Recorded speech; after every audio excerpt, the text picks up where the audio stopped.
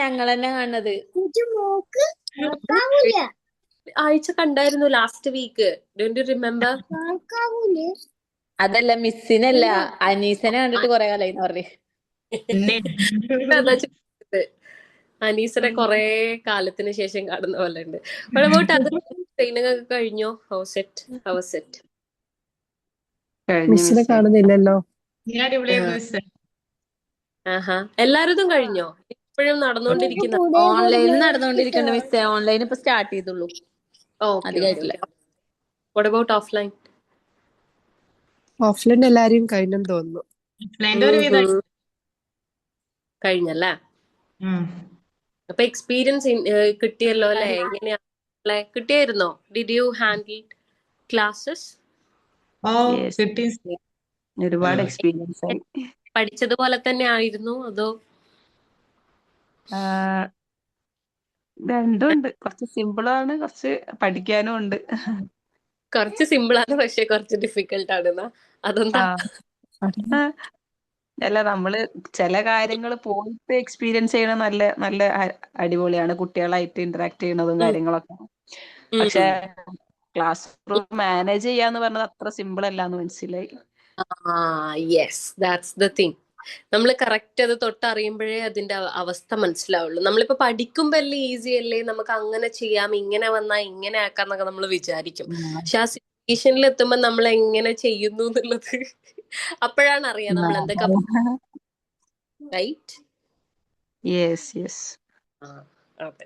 Child സൈക്കോളജിനെ കൊണ്ടോ health ന്യൂട്രീഷനെ കൊണ്ടോ വല്ല ഗുണം ഉണ്ടായിട്ടുണ്ടോ?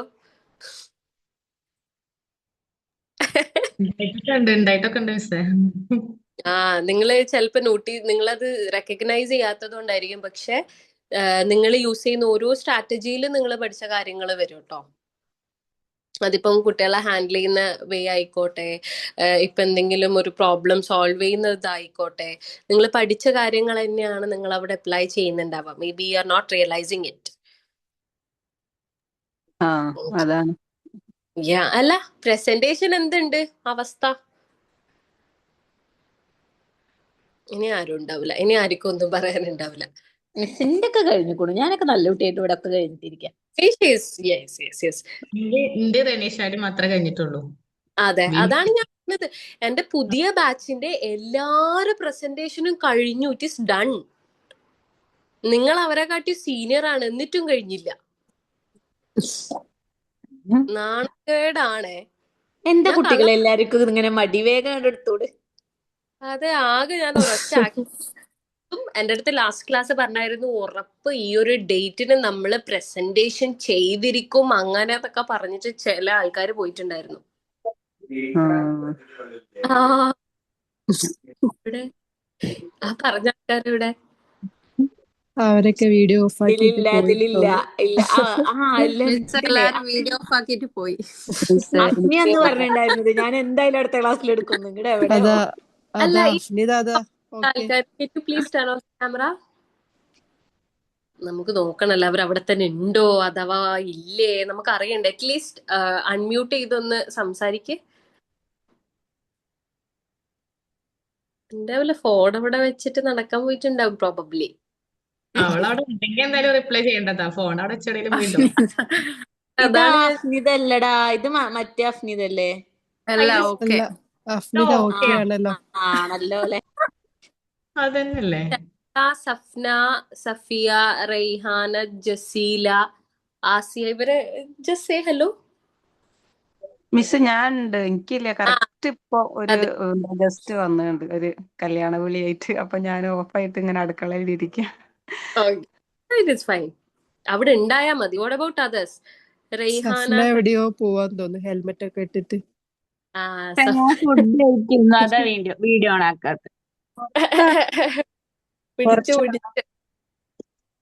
ആൾക്കാരെ കൈ കഴുകിയിട്ട് വന്നിട്ട് ഓണാക്കും. Okay okay, it's fine. Okay, what about Shahala, Safiya? I think Ramshi. Miss അഫ്നിയുടെ പ്രസന്റേഷൻ റെഡി ആയി വന്നിരിക്കണു. മിസ് വേഗം പറയൂ, പ്രസന്റേഷൻ സ്റ്റാർട്ട് ചെയ്യാൻ.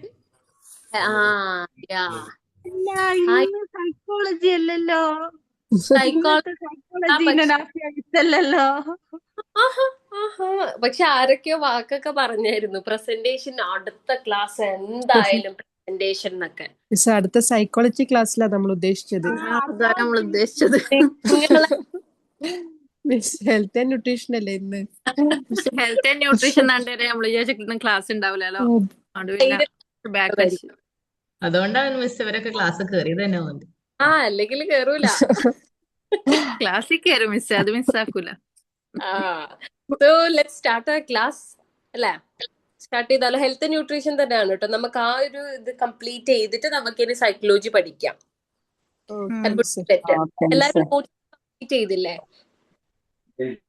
മിസ് എന്താ പ്രിന്റ് മിസ്സേ? എടുത്താൽ മതി എന്നല്ല പറഞ്ഞ്. പ്രിന്റ് എടുത്തിനെ. ഔട്ട് പ്രിന്റ് എടുക്കോ? എടുത്ത് വെച്ചിട്ടുണ്ട്. നിങ്ങൾ പഠിക്കാൻ റെഡി അല്ലേന്നാ ഞാൻ റംഷീനെ കണ്ടു. മിസ്സേ. ഓക്കെ. സോ ഞാൻ നിങ്ങളുടെ അടുത്ത് മുന്നേ ഒരു 200 പ്രാവശ്യമെങ്കിലും ചോദിച്ചിട്ടുണ്ടാവും, മക്കളെ ഏതെങ്കിലും നോട്ട് മിസ്സായിട്ടുണ്ടെങ്കിൽ പറയണേ.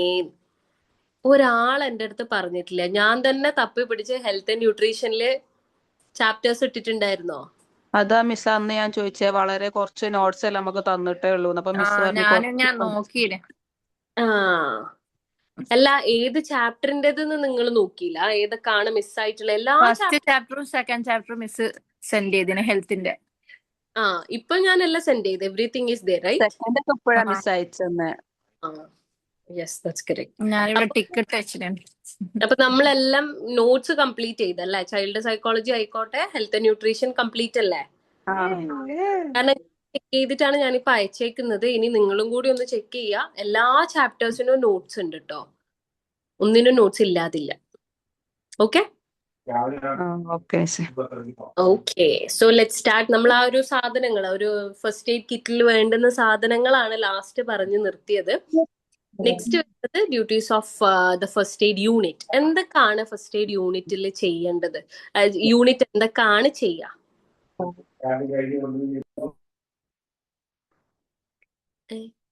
പോയോ?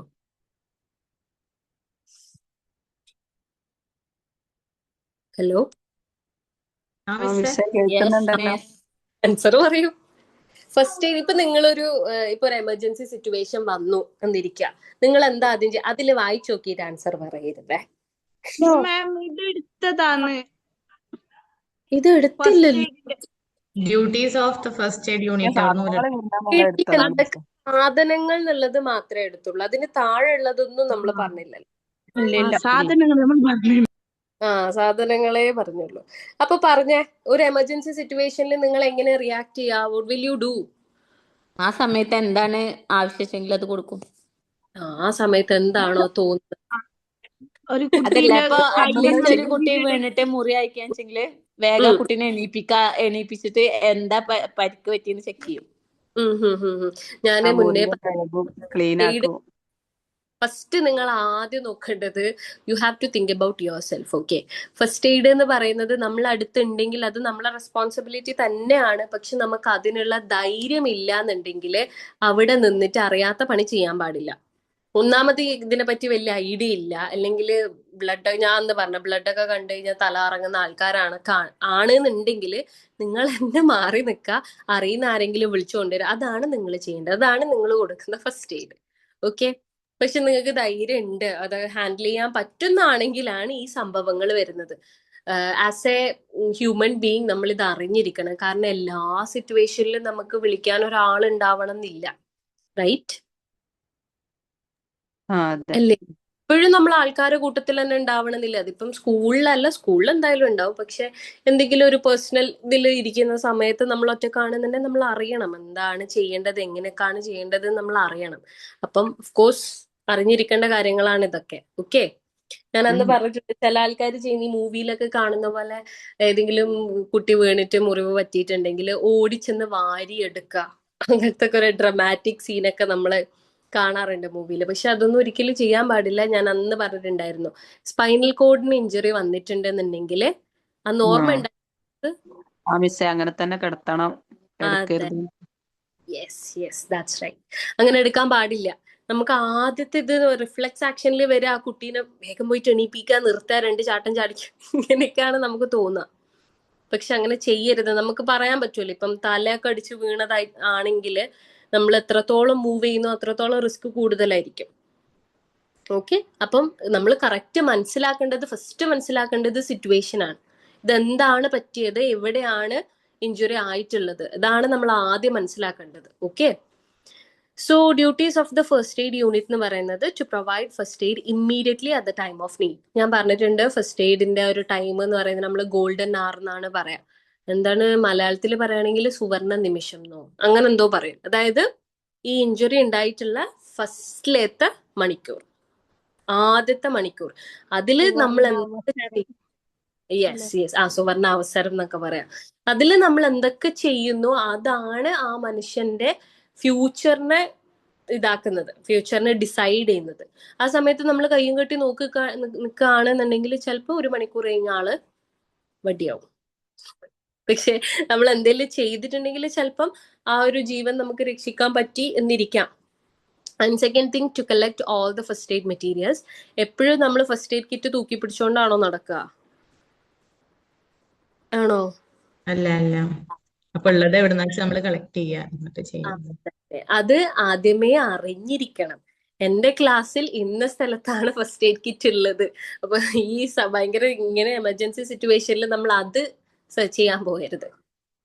ഓക്കെ, അപ്പൊ കൃത്യമായി അറിഞ്ഞിരിക്കണം എന്തൊക്കെ സാധനങ്ങൾ എവിടെയാണ്, ആ ബോക്സ് എവിടെയാണ് എന്നുള്ളത്. ഓക്കെ, നെക്സ്റ്റ് വരുന്നത് to remove the cause of injury to the patient. അതിപ്പോ നമുക്ക് പോയിന്റ് ഔട്ട് ചെയ്ത് പറയാനാണെങ്കിൽ നമുക്ക് സിറ്റുവേഷൻ അനുസരിച്ച് മാത്രമേ അത് ചെയ്യാൻ പറ്റുള്ളൂ. അതായത് ഇപ്പം ബേൺ ആയതാണെങ്കിൽ, ഇപ്പൊ തീ പിടിച്ചതൊക്കെ ആണെങ്കിൽ നമുക്ക് എങ്ങനെയെങ്കിലൊക്കെ അത് ആ ഒരു കോസിനെ റിമൂവ് ചെയ്യാം. അതുപോലത്തെ വേറൊരു സിറ്റുവേഷൻ വരുന്നതാണ് ഇപ്പോ കത്തിന്റെ മേലെ വീഴോ അല്ലെങ്കിൽ കുപ്പിച്ചില്ല് തറച്ചു കയറോ അങ്ങനെ എന്തെങ്കിലും ഉള്ളൊരു ഇഞ്ചുറി ആണ്. അഫ്നീദന്റെ മുഖം ഇപ്പം തന്നെ മാറി. അല്ല, നമ്മളത് അറിഞ്ഞിട്ട് ഞാൻ പറഞ്ഞിട്ടുണ്ട്, ധൈര്യം ഉണ്ടാവണം ഇതിനൊക്കെ. അങ്ങനെ ഒരു ഇഞ്ചുറി ആണെന്നുണ്ടെങ്കിൽ ഞാൻ നേരത്തെ പറഞ്ഞത് സിനിമയിലെല്ലാം കാണും, വേഗം പോയിട്ട് വലിച്ചൂരി രക്ഷപ്പെടുത്തുന്ന ഒരു സീന്. അങ്ങനൊന്നും പോയിട്ട് ചെയ്യാൻ പാടില്ല. അങ്ങനെ ഒരു തറച്ചു കയറിയ ഒരു ഇതാണ്. ഇപ്പൊ വളരെ കോമൺ ആയിട്ട് സ്കൂളിലൊക്കെ കാണുന്ന ഇഞ്ചുറിയാണ് പെൻസിലും പെന്നും വെച്ചിട്ടുള്ളത്. കണ്ണിന്റെ ഉള്ളിലൊക്കെ തറച്ചു കയറിയിട്ടുണ്ട് എന്നുണ്ടെങ്കിൽ പോയിട്ട് വലിച്ചൂരാൻ നിൽക്കരുത്. ഒരിക്കലും ചെയ്യാൻ പാടില്ലാത്ത കാര്യം. അത് നമ്മൾ വീട്ടിലാണെങ്കിലും ചെയ്യാൻ പാടില്ലാത്തൊരു കാര്യം. ഒരു സാധനം തറച്ച് നമ്മുടെ ബോഡീന്റെ ഉള്ളിലേക്ക് കയറിയിട്ടുണ്ടെങ്കിൽ അത് നമ്മൾ പോയി വലിച്ചൂരരുത്. കാരണം അത് ഊരുന്ന സമയത്ത് ഉള്ളില് ഇന്റേണൽ ബ്ലീഡിങ് ഉണ്ടാവാനുള്ള ചാൻസ് ഉണ്ട്. നേരെ ചെയ്യാൻ പറ്റുന്നത് അവരുടെ അടുത്ത് ഡോക്ടറെ അടുത്ത് കൊണ്ടുപോകാന്നുള്ളതാണ്. ഓക്കെ, കാരണം ഉള്ളിൽ ചിലപ്പം വേറെ എന്തെങ്കിലും നെർവിലോ കാര്യങ്ങൾ അതിലൊക്കെ തട്ടിയിട്ടുണ്ടാവും, ബ്ലീഡിങ് നടക്കുന്നുണ്ടാവും. അപ്പൊ ഈ സാധനം അവിടെ തങ്ങി നിൽക്കുന്നത് കൊണ്ട് ബ്ലീഡ് ഔട്ട് ചെയ്യുന്നില്ല, പുറത്തേക്ക് ബ്ലഡ് വരുന്നില്ല. അപ്പൊ നമ്മളത് വലിച്ചെടുക്കുന്ന സമയത്ത് ഇത് ഫുള്ളായിട്ട് പുറത്തേക്ക് വരികയാണ് ചെയ്യുക. That will be A disaster. Okay, അപ്പൊ നമ്മൾ ഈ കോസ് റിമൂവ് ചെയ്യുന്ന സമയത്ത് നോക്കിയും കണ്ടും മാത്രം ചെയ്യുക. എല്ലാത്തിലും അങ്ങനെ ഒന്നുണ്ട് അതുകൊണ്ട് ഞാൻ പോയി റിമൂവ് ചെയ്യട്ടെ എന്ന് പറയരുത്. Okay, next is to stop bleeding from the wound. അതെങ്ങനെയാ, ബ്ലഡ് എങ്ങനെയാ നമ്മൾ പോകുന്നത് സ്റ്റോപ്പ് ചെയ്യാ? കെട്ടിവെക്കുക. Very good that's correct. Correct ആണ്, കെട്ടിവെക്കാം. അല്ലെങ്കിൽ വലിയ ഇഞ്ചുറി ഒക്കെ ആണെങ്കിൽ കെട്ടിവെക്കുന്നതിലും നല്ലത് നമ്മൾ തന്നെ പ്രഷർ അപ്ലൈ ചെയ്തിട്ട് പിടിച്ചു വെക്കുന്നതാണ്. ഏതെങ്കിലും ഒരു മൂവിയിലെങ്കിലും നിങ്ങൾ അത് കണ്ടിട്ടുണ്ടോ, മുറിവിന്റെ മേലിൽ പിടിച്ച് വെച്ചിട്ടുള്ള ഒരിത്.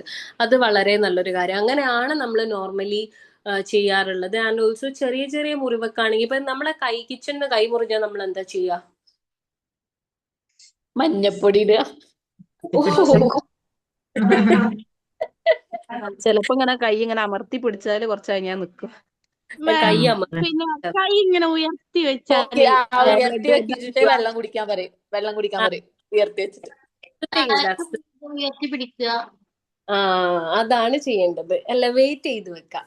മുറിവ് പറ്റിയ ഭാഗം കുറച്ച് ഉയർത്തി വെക്കുകയാണ് ചെയ്യേണ്ടത്. എന്നാലാണ് ബ്ലഡ്, കാരണം നിങ്ങൾ തന്നെ ഒന്ന് ആലോചിച്ച് നോക്കിയാൽ മതി, നമ്മൾ കൈ മുറിഞ്ഞിട്ട് നമ്മൾ കൈ താത്തിയിടുകയാണെങ്കിൽ ഗ്രാവിറ്റേഷണൽ ഫോഴ്സ് ഉണ്ട്, അപ്പൊ ബ്ലഡ് പുറത്തേക്കാണ് പോവുക. നമ്മൾ ഉയർത്തി വെക്കുമ്പം അതിന്റെ ഓപ്പോസിറ്റിലാണ് ഉണ്ടാവുക. കിച്ചണിൽ ചെയ്യുന്ന ചെറിയ ചെറിയ കാര്യങ്ങളൊക്കെ ഇതിൽ വരുന്നുണ്ട്. പിന്നെ മഞ്ഞപ്പൊടി എടുത്ത് മനസ്സിലായിട്ടുണ്ടോ? മഞ്ഞപ്പൊടി ബ്ലഡ് നിൽക്കാനാണോ? സാമ്പാർ വെക്കാനാ? അല്ല, ഉമ്മ പറഞ്ഞു അതേപോലെ ചെയ്യാ, അല്ലാതെ എന്താണെന്ന് ആലോചിച്ചില്ല. ബ്ലഡ് ഞാൻ നിൽക്കുവോ മിസ്സേ? ഇല്ല, മഞ്ഞപ്പൊടി ഇടാൻ പറഞ്ഞു, ഞാൻ ഇട്ടു.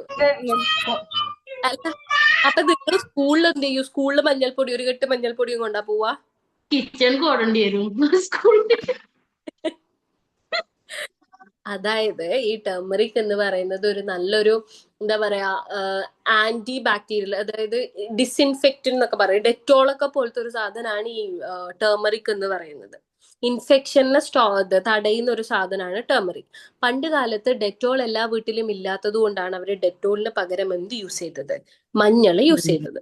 ഇപ്പൊ നമ്മൾ നേരത്തെ പഠിച്ച സാധനങ്ങളിൽ കുറെ ഡിസിൻഫെക്റ്റന്റ് ഉണ്ട്, കുറെ സാധനങ്ങളുണ്ട്. ഡെറ്റോൾ മാത്രമല്ല, അതുപോലത്തെ കുറെ സാധനങ്ങൾ ഞാൻ പറഞ്ഞു തന്നിട്ടുണ്ട്.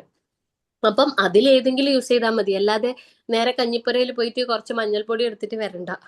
മിസ്, പക്ഷെ ഇത് ഡോക്ടേഴ്സ് അത്ര പ്രോത്സാഹിപ്പിക്കണില്ലല്ലോ ഈ മഞ്ഞപ്പൊടി ഇടുന്നത്. ഇല്ല, ഇടുന്നില്ല, പ്രോത്സാഹിപ്പിക്കുന്നില്ല. എസ്പെഷ്യലി ഈ കാരണം കാലത്ത് ഒരു പ്രാവശ്യം വഴക്ക് കേട്ടുപോയി. നെയ്ബർ വീണിട്ട് മോന്റെ തല പൊട്ടിയിട്ട് മഞ്ഞപ്പൊടി ഇട്ടു അവര്. ഇങ്ങോട്ട് അവിടെ ചെന്നപ്പോ മുറിവ് കറക്റ്റ് ആയിട്ട് കാണാനല്ല, അങ്ങോട്ട് കുറെ ചീത്ത കിട്ടുമെന്ന് എന്റെ അടുത്ത് പറഞ്ഞിട്ടുണ്ടായിരുന്നു. അത് കാണാത്ത ഒരു പ്രശ്നം കൊണ്ട് മാത്രമല്ല കേട്ടോ. ഇപ്പോഴുള്ള മഞ്ഞൾപ്പൊടി എന്ന് പറയുന്നത് ഭയങ്കര കെമിക്കൽസ് ആണ് അതില്. നമ്മൾ ഉള്ളിലേക്ക് തിന്നുന്നുണ്ടെന്നുണ്ടെങ്കിൽ ഭയങ്കര കെമിക്കൽസ് ആണ്. പണ്ടത്തെ മഞ്ഞൾപ്പൊടിയൊക്കെ അവര് നമ്മൾ വീട്ടിൽ തന്നെ നട്ടുണ്ടാക്കി ഒരു കെമിക്കൽസും ഇടാതെ ഉള്ളതാ. അതിന് നല്ല ഗുണം തന്നെയാ. അതാണ് പണ്ടുള്ളവര് ചെയ്തുകൊണ്ടുണ്ടായത്. പക്ഷെ അതേ സാധനം ഈ കാലത്ത് എന്ന് പറയുമ്പം കംപ്ലീറ്റ്ലി കെമിക്കൽസാ. നമ്മൾ അത്രയും ഫ്രഷ് ആയിട്ടുള്ള മുറിവിലോട്ട് ഇത്രയും കെമിക്കൽസ് ഇട്ട് കഴിഞ്ഞാല് നന്നായിട്ട് ഇൻഫെക്റ്റഡ് ആവുക ചെയ്യാതെ. അതുകൊണ്ടാണ് യെസ്, ദാറ്റ്സ് വൈ അതുകൊണ്ടാണ് ഇപ്പൊ അത് എൻകറേജ് ചെയ്യാത്തത്. മഞ്ഞൾ പൊടി ഒന്നും ഇടാൻ പാടില്ല. ഏതെങ്കിലും ഡിസിൻഫെക്റ്റന്റ് വെച്ചിട്ട് ഒന്ന് ക്ലീൻ ചെയ്താൽ മതി മുറിവ്. ഓക്കെ, സോ നെക്സ്റ്റ് വരുന്നത് to check the respiration of the patient and restart by artificial method. അതായത് നമ്മുടെ പേഷ്യന്റ് ചിലപ്പം ശ്വാസം വലിക്കുന്നില്ല എന്നുണ്ടെങ്കിൽ എന്ത് കൊടുക്കാം? എന്താ കൊടുക്കുക? കൃത്രിമ ശ്വാസം. യെസ്, CPR കൃത്രിമ ശ്വാസം കൊടുക്കണം. ഞാൻ ഒരു കാര്യം പറയാം, ഇതൊക്കെ കൃത്യമായിട്ട് അറിയെങ്കിൽ മാത്രമേ ചെയ്യാൻ പാടുള്ളൂ. CPR കൊടുക്കുന്നതൊക്കെ കൃത്യമായി യൂട്യൂബ് നോക്കി നിങ്ങൾ പഠിക്കുക. യൂട്യൂബിലെല്ലാം നല്ല വൃത്തിയിൽ അവര് വ്യക്തമായി പറഞ്ഞു തരുന്നുണ്ട്.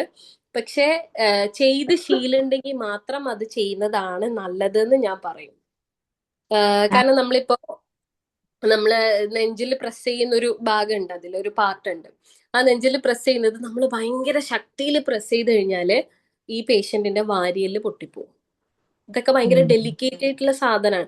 ഇത് ഇങ്ങനൊക്കെ ഒരു പ്രശ്നമുണ്ട് CPR കൊടുക്കുന്നതിൽ. നമ്മള് മറ്റേ ഇതെല്ലാം കണ്ട സ്ഥിതിക്ക് നല്ലോണം ചെയ്യട്ടെ എന്ന് വിചാരിച്ച് നല്ല ഉഷാറിൽ പിടിച്ച് അമർത്തിയാലേ ആൾക്ക് ചിലപ്പോൾ ശ്വാസം വരും. പക്ഷെ ആളുടെ ഹാർട്ടിലും ലങ്സിലൊക്കെ വാരിയല് തുളച്ചു കയറിയിട്ടുണ്ടാവും പൊട്ടിയിട്ട്.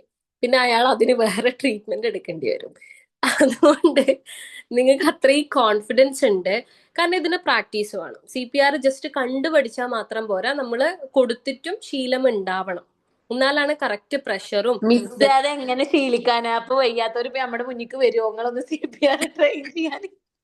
അത് നോർമലി CPR നമ്മള് കൊടുക്കാറില്ല. അത് നഴ്സോ അല്ലെങ്കിൽ ഡോക്ടേഴ്സോ തന്നെയാണ് കൊടുക്കാറുള്ളത്. പിന്നെ നിങ്ങൾ വേറെ ആരുമില്ല, ഞാൻ ചെയ്തേ പറ്റുള്ളൂ എന്നാണെങ്കിൽ നിങ്ങൾക്ക് അറിയുന്നത് പോലെ ചെയ്യാം. ഭാര്യയിലെ പൊട്ടിയാലും സാരില്ല എന്ന് വിചാരിക്കുക. കാരണം ശ്വാസമാണല്ലോ വലുത്. യെസ്, ചെയ്തിട്ട് പ്രാക്ടീസ് ചെയ്യാൻ ബോധമുള്ളവർക്ക് പാടില്ലേ? നോ, അതിനുള്ള ശ്വാസം കൂടി കളയാം.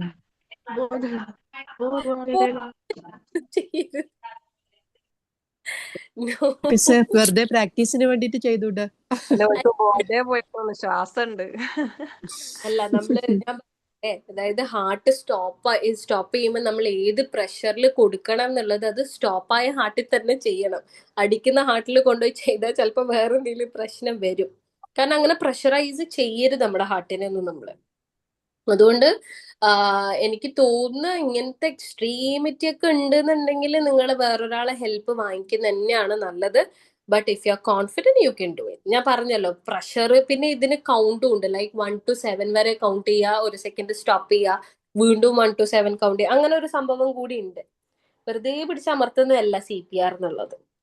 ഓക്കെ, അതിന് നമ്മളിപ്പോ ഇതിലിപ്പോ ഞമ്മക്ക് മെയിൻ ആയിട്ട് കാണാൻ ചാൻസ് കൂടുതൽ ഈ തോട്ടില് ഫുഡ് കൊടുക്കുന്നതില്ലേ.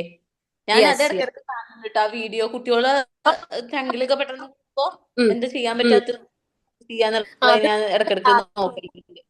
യാ അത് ബാക്കിൽ വെക്കേണ്ടി വന്നിട്ട് കൈ വെക്കണ്ടേ ഇങ്ങനെ വെച്ചിട്ട് ആ യെസ്, അതറിയില്ലേ, ചെസ്റ്റിന്റെ ഭാഗത്തായിട്ട് ആ ഒരു ഡയഫ്രം വരുന്ന ഭാഗത്താണ് നമ്മൾ പ്രസ് ചെയ്യേണ്ടത്. അത് കറക്റ്റ് പൊസിഷനൊക്കെ നിങ്ങൾക്ക് വീഡിയോ, നിങ്ങൾ യൂട്യൂബ് നോക്കിയിട്ട് ചെയ്യുന്നതാണ് ഏറ്റവും, യൂട്യൂബ് നോക്കിയിട്ട് പഠിക്കുന്നത്. അപ്പൊ നമുക്ക് വിഷ്വലി കാണാൻ പറ്റും ഏതാണ് കറക്റ്റ് പൊസിഷൻ എന്നൊക്കെ ഉള്ളത്. അല്ലാതെ ഇപ്പൊ പറഞ്ഞു കഴിഞ്ഞ് കഴിഞ്ഞാൽ നിങ്ങൾക്ക് പൊസിഷൻ ഏതാണെന്നൊന്നും മനസ്സിലായില്ല. ഈ തൊണ്ടയിൽ കുടുങ്ങിയിട്ടുള്ള ഫസ്റ്റ് എയ്ഡ് എല്ലാവരും പഠിച്ചിരിക്കേണ്ടതാണ്. അത് ഇന്നയാൾക്ക് എന്നില്ല. As A teacher, as A parent also. Teacher ആണെങ്കിലും പാരന്റ് ആണെന്ന നിലയിൽ നിങ്ങൾ എന്തായാലും അറിഞ്ഞിരിക്കണം. നമ്മൾ എത്രയോ കേസസ് ഇങ്ങനെ കേൾക്കുന്നുണ്ട്, തൊണ്ടയിൽ അത് കുടുങ്ങി ഇത് കുടുങ്ങി. ചെറിയ മക്കളെ തന്നെ പാല് കുടുങ്ങിയിട്ട് മരിക്കുക എന്നൊക്കെ കേട്ടിട്ടില്ലേ? ശരിക്കും മിസ്സേ, ഞാനൊരു പ്രാവശ്യം ട്രാഫിക്കിൽ വിട്ടിട്ട് മോളെ തൊണ്ടയിൽ ഓറഞ്ച് ഇല്ലേ, അവള് ഒന്നിച്ചണ്ട് വിഴുങ്ങി ഇങ്ങോട്ട് പെട്ടു. ഞാൻ ആകെ പേടിച്ചു. അന്ന് ഞാൻ അപ്പൊ തന്നെ ഞാൻ വീഡിയോ ഇരുന്ന് നോക്കി പഠിച്ചു. ഇത് ഇങ്ങനെ തൊണ്ടയിൽ കുടുങ്ങിയിട്ട് അതിന്റെ ഒരു നാരല്ലേ, അത് ഇങ്ങോട്ടും പോണില്ല അങ്ങോട്ടും വരുന്നില്ല. ഞാൻ പിന്നെ ആ സമയത്തൊക്കെ അറിയണ്ടായിരുന്നില്ല. ഞാൻ ഇങ്ങോട്ട് വായിൽ വിരലിട്ടിട്ട് വൊമിറ്റ് ചെയ്യിപ്പിക്കുക ചെയ്തത്. അപ്പൊ അറിയണ്ടായിരുന്നില്ല. അപ്പൊ ഞാൻ നോക്കിയിട്ടുണ്ടായിരുന്നു അങ്ങനെ ഒരു സിറ്റുവേഷൻ വന്നായിരുന്നോണ്ട്. യെസ്, അതാണ് നമ്മൾ ചെയ്യേണ്ടത്. അത് പഠിച്ചു വെക്കുന്നത് വളരെ നല്ലതാ. ഈ തൊണ്ടയിൽ കൈയിട്ടിട്ട് ചെയ്യുന്ന പരിപാടി ഓക്കെയാണ്, പക്ഷെ അത് എപ്പോഴും ഫുഡ് നമ്മളെ കൈ എത്തുന്നിടത്ത് തന്നെ ഉണ്ടാവണം എന്നില്ല. കുറച്ച് ഉള്ളിലോട്ടേക്ക് പോയിട്ടുണ്ട് എന്നുണ്ടെങ്കിൽ നമുക്ക് കൈയിട്ടാ കിട്ടൂല. അങ്ങനത്തെ സിറ്റുവേഷനിലാണ് മറ്റേ രീതിയിൽ നമ്മൾ ചെയ്യുന്നത്. ഓക്കെ, ആ ഫുഡിന്റെ CPR നിങ്ങൾ പഠിച്ചിട്ടില്ലെങ്കിലും ഈ സാധനം നിങ്ങൾ പഠിച്ചു വെക്കണം. കുഞ്ഞുമക്കൾ എന്തെല്ലാം ഈ സ്നാക്സിന് കൊണ്ടുവരാ, എന്തെല്ലാം എടുത്ത് വായിലിടാന്നൊന്നും നമുക്ക് പറയാൻ പറ്റില്ല. Okay, next is to cover the wound of injured. അത് കവർ ചെയ്ത് വെക്കുക എന്നുള്ളതാണ്. ആ മുറിവിനെ കവർ ചെയ്ത് പിടിക്കുക. Next, to maintain the temperature of the patients as normal level. അതെന്താന്ന് വെച്ച് കഴിഞ്ഞാൽ ഇപ്പൊ നമ്മൾ വെള്ളത്തിലൊക്കെ മുങ്ങിയ ഒരാളാണെങ്കിൽ അവരുടെ ബോഡി ടെമ്പറേച്ചർ ഭയങ്കരമായിട്ട് ഡ്രോപ്പ് ആവും. നമ്മുടെ ബോഡി ടെമ്പറേച്ചർ എത്രയാ? നമ്മുടെ 37 degree. Yes yes yes yes 37. അത് മറ്റേ കണക്കില്, വേറെ കണക്കില് എന്താ 97 പോയിന്റ് അങ്ങനെ എന്തോ അല്ലേ? ഫാരൻഹീറ്റ് ഒരു ഡിഫറൻസ് ഉണ്ട്, പക്ഷെ 37 ആണ് നമുക്ക് നോർമലി അറിയുന്നത്. മറ്റേത് ഫാരൻഹീറ്റിൽ നമ്മൾ കൺവേർട്ട് ചെയ്യുമ്പോഴാണ്. അപ്പോ ഈ വെള്ളത്തിലൊക്കെ വീണ് മുങ്ങി ഒരാളാണെന്നുണ്ടെങ്കിൽ അവരുടെ ബോഡി ടെമ്പറേച്ചർ വളരെ അധികം ഡ്രോപ്പ് ആവും. അപ്പോ നമ്മളെ ബോഡിക്ക് ഈ ടെമ്പറേച്ചർ എന്താന്ന് വെച്ച് കഴിഞ്ഞാൽ നമ്മുടെ ഓർഗൻസ് ഒക്കെ വർക്ക് ചെയ്യണമെന്നുണ്ടെങ്കിൽ നമ്മളെ ബോഡിയിൽ ഈ ടെമ്പറേച്ചർ ആയിരിക്കണം. ഈ ടെമ്പറേച്ചറിന് താഴെ പോയി കഴിഞ്ഞാൽ നമ്മുടെ ഓർഗൻസ് ഒക്കെ സ്റ്റോപ്പ് ആവും.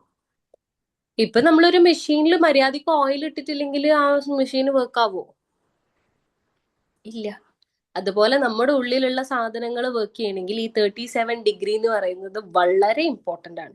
അപ്പൊ അതിൽ താഴെ പോകുമ്പോൾ ഓരോന്നായിട്ട് ഇപ്പൊ ഹാർട്ട് സ്റ്റോപ്പ് ആവും, ലങ്സ് സ്റ്റോപ്പ് ആവും, കിഡ്നി സ്റ്റോപ്പ് ആവും, എല്ലാം സ്റ്റോപ്പ് ആവും.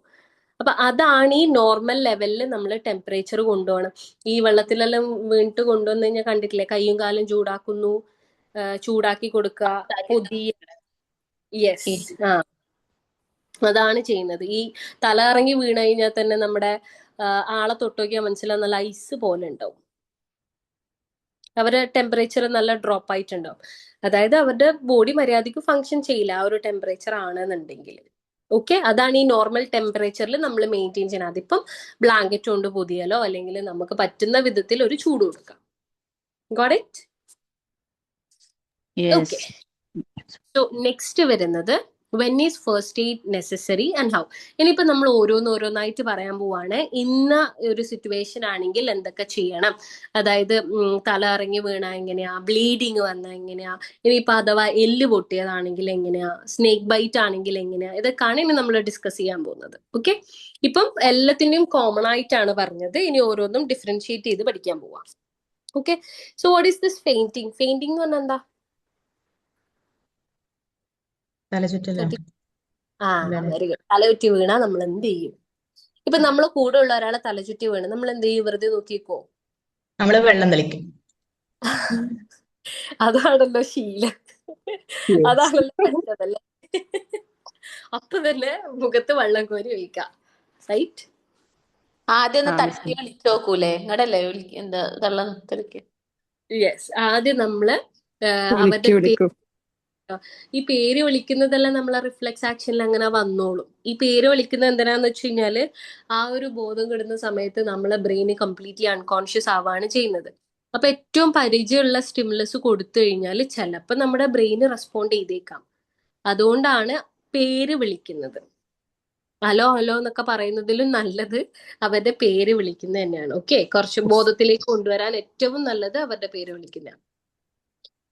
So when the brain does not get ample of blood and heart does not function properly, a person may faint. ഞാൻ ഇപ്പൊ പറഞ്ഞ കാര്യം, തല ഇറങ്ങുന്നത് എങ്ങനെയാന്ന് വെച്ച് കഴിഞ്ഞാൽ നമ്മളെ ബ്രെയിനിലേക്ക് പ്രോപ്പർ ആയിട്ട് ബ്ലഡ് കംപ്ലീറ്റ് ആയിട്ട് എത്താതിരിക്കുമ്പോഴാണ് നമുക്ക് തല ഇറക്കം വരുന്നത്. ഓക്കെ, ഹാർട്ട് മര്യാദയ്ക്ക് പമ്പ് ചെയ്യാതിരിക്കുമ്പോഴാണ് ഈ തല ഇറക്കം വരുന്നത്. Next is the face will become pale. അറിയാലോ, ഒരു തല ഇറങ്ങിയ വീണ മനുഷ്യന്റെ ഫേസ് എന്ന് പറയുന്നത് ഭയങ്കര വളറിയിട്ടുണ്ടാവുക, ചുണ്ടൊക്കെ ആ മിസ്സേ. ഉണ്ടാവും ഇല്ലേ? ആ കണ്ടിട്ടുണ്ടോ ഉണ്ട്. നിങ്ങളെങ്കിലും തല ഇറങ്ങി വീണത്? ഞാനൊക്കെ വീണുണ്ട് പണ്ട്. ഞാനും സ്വന്തമായി തലയിറങ്ങി വീണിട്ടുണ്ട്. ഞാൻ കണ്ടിട്ടില്ല പക്ഷെ. പക്ഷെ തലകറക്കി വീഴ സത്യം പറഞ്ഞ എന്തുകൊണ്ട് സംഭവിക്കണ? കണ്ണിലൊക്കെ ഇതിന്റെ അറിയില്ല. ഒരു ഇതുവരെ Pressure ആൾക്കാരുണ്ടോ? എനിക്കറിയില്ല. കൂടും. ഞാൻ കഴിഞ്ഞ ആഴ്ച ഒന്ന് നന്നായിട്ടൊന്ന് വീണു, തല ഇറങ്ങും ചെയ്ത്, വൊമിറ്റ് ചെയ്യാ, ഒപ്പം വൊമിറ്റ് ചെയ്യാ, തല ഇറങ്ങാ, വൊമിറ്റ് ചെയ്യാ. എനിക്കറിയില്ല. ഇങ്ങനെ അവസാനം ഹോസ്പിറ്റലിൽ കൊണ്ടുപോയിട്ട് കിടത്തി. എന്താ സംഭവം എന്നറിയില്ല. പക്ഷെ എനിക്ക് എല്ലാം നോർമൽ ആയിരുന്നു. പ്രഷറൊക്കെ ഒന്ന് കൂടിയിട്ടുണ്ടാവും പ്രഗ്നൻസി ഫോൺ വേണ്ടിട്ട്. അപ്പൊ ബോധം പോയില്ലേ? ആ ബോധം അങ്ങോട്ട് പോകുന്ന, അതിന്റെ കൂടെ വൊമിറ്റിംഗും ഉണ്ട്. എനിക്കറിയില്ല. വന്ന് തല കറങ്ങാൻ പറഞ്ഞ മൊത്തത്തില് കറങ്ങുക. എനിക്കറിയില്ല എന്താ സംഭവം എന്ന് മനസ്സിലായില്ല. Okay okay okay. തല ഇറങ്ങി വീണത് കണ്ട ആൾക്കാരുണ്ടാ? സ്വന്തമായി കറങ്ങി വീഴാതെ ആ ആരുമില്ല? ആ ഉണ്ട്. അസംബ്ലിയിൽ നിൽക്കുമ്പോ എന്നും ഓരോരുത്തർ വീഴും മിസ്സേ, സ്കൂളിൽ പഠിക്കുമ്പോ. നമുക്ക് മിക്കവാറും ഉണ്ടാവും. അതാണ്, അത് പ്രഷർ ഡൗൺ ആയിട്ടാണ്.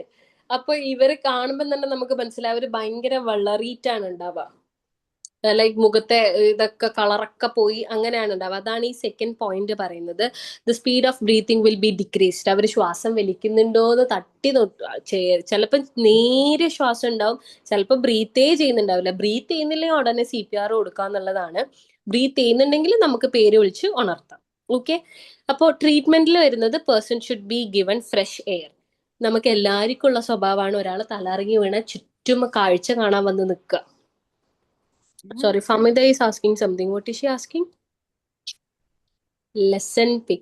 ആരെങ്കിലും ഒന്ന് ഹെൽത്ത് ന്യൂട്രീഷന്റെ ഫോട്ടോ നമ്മള് ഗ്രൂപ്പിൽ തന്നെ ഉണ്ടല്ലോ. It is there in the group. ഗ്രൂപ്പിലുണ്ട്. കഴിഞ്ഞ ക്ലാസ്സിൽ സെൻഡ് ചെയ്തു. Yes yes yes. അതിന്റെ നെക്സ്റ്റ് പേജ് ഒന്ന് സെൻഡ് ചെയ്യണേ guys. Okay, so the person should be given fresh air. Fresh air എന്ന് പറയുമ്പോൾ ഞാൻ പറഞ്ഞില്ലേ, ഒരാൾ തലറങ്ങി വീണ് കഴിഞ്ഞാൽ അത് കാഴ്ച കാണാൻ വേണ്ടിയിട്ട് ഒരു 10-200 ആൾക്കാർ അങ്ങ് കൂടും. അങ്ങനെ ചെയ്യാൻ പാടില്ല. അവർക്ക് ആ സമയത്ത് ഏറ്റവും അത്യാവശ്യമായിട്ട് വേണ്ടുന്നതാണ് ഫ്രഷ് എയർ. യെസ്, അപ്പോൾ ഫ്രഷ് എയർ കൊടുക്കുക എന്നുള്ളതാണ് ഫസ്റ്റ് തിങ് ചെയ്യുന്നത്. പിന്നെ cold water should be sprinkled on face. ബക്കറ്റിൽ വെള്ളം എടുത്ത് തലയിൽ കൂടി ഒഴിക്കലല്ല, ചെറുതായിട്ട് കൊടയാണ് ചെയ്യേണ്ടത്. ചെവിയിലും മൂക്കിലൊക്കെ വെള്ളം കയറി അത് വേറെ കോംപ്ലിക്കേഷനിലേക്ക് പോകും. ഓക്കെ, അപ്പൊ എടുത്ത് കോരി ഒഴിക്കാൻ പറ്റില്ല. തണുത്ത വെള്ളം എടുത്ത് ജസ്റ്റ് സ്പ്രിങ്കിൾ ചെയ്യാം.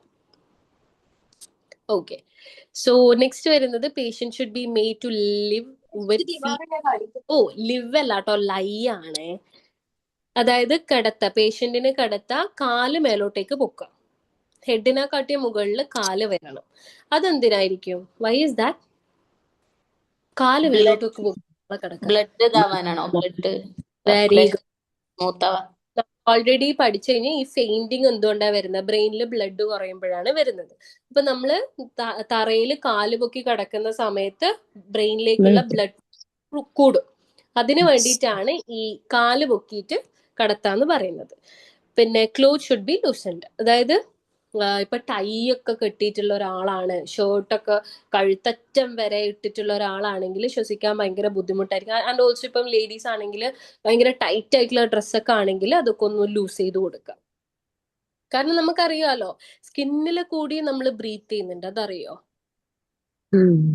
ആ അതും കൂടി യെസ് ആ വഴി ഒന്ന് ഓക്സിജൻ ലെവൽ കൂട്ടാൻ വേണ്ടിയിട്ടാണ് ഈ ഒരു ഡ്രസ്സ് ലൂസ് ചെയ്യണം എന്ന് പറയുന്നത്.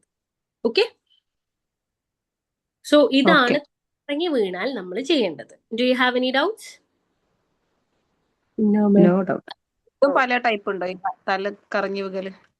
ഓ യെസ്, പലതരത്തിലുണ്ട്. അതായത് വീഴുന്നതെല്ലാം കോമൺ ഇങ്ങനെ വീഴുന്നത് പോലെയായിട്ട് കാണാം, പക്ഷെ അതിന്റെ റീസൺസ് പലതായിരിക്കും. ചില ആൾക്കാർക്ക് ഈ അനീമിയ ഒക്കെ ഉള്ള ഒരാളാണെങ്കിൽ, അതായത് ഓൾറെഡി ബ്ലഡ് ഒക്കെ ആണെന്നുണ്ടെങ്കിൽ ഇവർ ഇടക്കിടക്ക് തലകറങ്ങും. എന്താണ്? ഇങ്ങനെ Yes, പ്രശ്നമുള്ളവരല്ലേ? യെസ്, ഞാൻ പറഞ്ഞില്ലേ, ബ്ലഡ് കുറവാണെന്നുണ്ടെങ്കിൽ ആൾക്ക് ഇടക്കിടക്ക് തല കറങ്ങാനുള്ള ചാൻസ് ഉണ്ട്. ആൻഡ് ഓൾസോ പ്രഷർ ഉള്ള ആൾക്കാർക്കും തല കറങ്ങും. പ്രഷറിൽ വരുന്ന വേരിയേഷൻ കാരണം തല കറങ്ങും. ചിലപ്പോൾ ഷുഗറിന്റെ വേരിയേഷൻ കാരണം തല കറങ്ങും. ഒന്നും പറയാൻ പറ്റില്ല. ചില ആൾക്കാർക്ക് എന്തെങ്കിലും കണ്ടുപേടിച്ച് അപ്പം തന്നെ തല കറങ്ങും. പക്ഷെ മിസ്സേ എന്റെ ചില അടുത്ത് എന്താ ആൾക്കാര് ബ്ലഡ് പറഞ്ഞോ, കണ്ടാല് മൂവ്മെന്റ് സോറി, പെട്ടെന്ന് ശരീരം ഷെയ്ക്ക് ആയത് കാരണം ഉണ്ടാ നിന്റെ അടുത്ത് പറഞ്ഞത്. പെട്ടെന്ന് ശരീരം ഷെയ്ക്ക് ആവുന്നത് എന്നുള്ളത് ചിലപ്പം ഇയർ ബാലൻസ് പോയതായിരിക്കോ റിനീഷ ബാലൻസ് പോയി ഇന്റെ കഴിഞ്ഞാൽ അടുത്ത് അത് പറഞ്ഞു. എനിക്കൊരു സ്റ്റെപ്പ് ഇറങ്ങിയപ്പോഴാണ് ഈ സംഭവം സ്റ്റാർട്ട് ചെയ്തത്. അപ്പൊ മുതൽ ചെറുതായിട്ടുണ്ട്, പിന്നെ അങ്ങോട്ട് കൂടി. എന്തോ ഉണ്ടായെന്ന് എനിക്കറിയില്ല. അങ്ങനെ എനിക്ക് ഇങ്ങനെ ഒരു തലകറക്കത്ത് വരെ വന്നിട്ടില്ല. പക്ഷെ എന്താ എനിക്ക് ഈ ബ്ലഡ് കുറവുള്ള ആളാണ് ഞാൻ ഓൾറെഡി. പക്ഷെ അതിന്റെ ഒന്നല്ല എന്നാ പറഞ്ഞത്. പറഞ്ഞു എന്തുകൊണ്ടാ, വൈ ഈസ് ദാറ്റ്? സ്റ്റെപ്പ് ഇറങ്ങിയതുകൊണ്ടോ?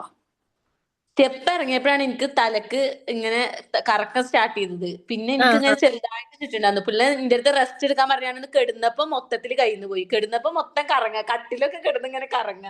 പിന്നെ വോമിറ്റ് ചെയ്ത് തുടങ്ങി. എന്താന്നറിയില്ല, ഞാനാകെ പേടിച്ചു. ഞാൻ മരിക്കാൻ പോവാ വിചാരിച്ചു. അപ്പൊ ഡോക്ടർ പിന്നെ എന്താ പറഞ്ഞത്? എന്തെങ്കിലും മെഡിസിൻ ഇല്ല, ഞാൻ അപ്പൊ തന്നെ ഫുള്ള് ചെക്ക് ചെയ്തു. അപ്പൊ കുഴപ്പമൊന്നുമില്ല.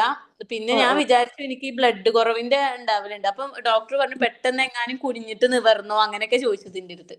പിന്നെ എനിക്ക് വേറൊരു എന്താ ENT ഡോക്ടർക്ക് റെഫർ ചെയ്ത് തന്നു. ഞാൻ പിന്നെ പോയൊന്നുമില്ല, ഇനി എന്തേലും പറയോ പേടിച്ചിട്ട്. അതെ, ചിലപ്പോ അത് ബാലൻസിന്റെ ആയിരിക്കും കേട്ടോ. ഇയർ ബാലൻസിന്റെ കാരണം നമുക്ക് തലകറക്കം വരാം. അല്ലെങ്കിൽ ഈ ബ്ലഡിന്റെ തന്നെ കുനിഞ്ഞിട്ട് നമ്മൾ എണീക്കുന്ന, ഇരുന്നിടത്ത് നമ്മൾ എണീക്കുമ്പോ തലകറങ്ങും നമുക്ക്, ബ്ലഡ് കുറവാണെങ്കിലേ. ബ്ലഡിൽ പിന്നെ പ്രശ്നമില്ലാത്തവർക്കൊന്നും അതൊന്നും ഫീൽ ചെയ്യില്ല.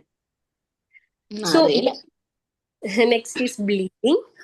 When there is some injury or cut in the capillary, artery or vein, there will be bleeding. അതായത് നമ്മുടെ ശരീരത്തിൽ എവിടെയെങ്കിലും മുറിഞ്ഞു കഴിഞ്ഞു കഴിഞ്ഞാല് ബ്ലീഡിങ് ഉണ്ടാവാം. അതായത് പലതരത്തിലുള്ള ബ്ലീഡിങ് ഉണ്ടാവും കേട്ടോ. വെയിനിലും ആർട്ടറിയിലൊക്കെ ഉള്ള മുറിവാണ്, കുറച്ച് ആഴത്തിലുള്ള മുറിവാണെങ്കിൽ ആർട്ടറിയിലും വെയിനിലൊക്കെയാണ് തട്ടുക. അത് ഭയങ്കര ഇന്റേണൽ ബ്ലീഡിങ്ങിലേക്ക് പോവാൻ ചിലപ്പം അത് ഭയങ്കര ഒരു ഡേഞ്ചറസ് തിങ് ആണ്. കാപ്പിലറി ബ്ലീഡിംഗ് എന്ന് പറഞ്ഞു കഴിഞ്ഞാൽ ജസ്റ്റ് നമ്മുടെ സ്കിന്നിൽ, നമ്മൾ കിച്ചണിൽ കത്തിന് കൊണ്ട് മുറിക്കുക, ഐ മീൻ മുറിയാണെന്ന് വിചാരിക്കുക, അതൊരു കാപ്പിലറി ആണ്. അതായത് ജസ്റ്റ് സ്കിന്നിൽ മാത്രം വരുന്ന ഒരു സംഭവമാണ്.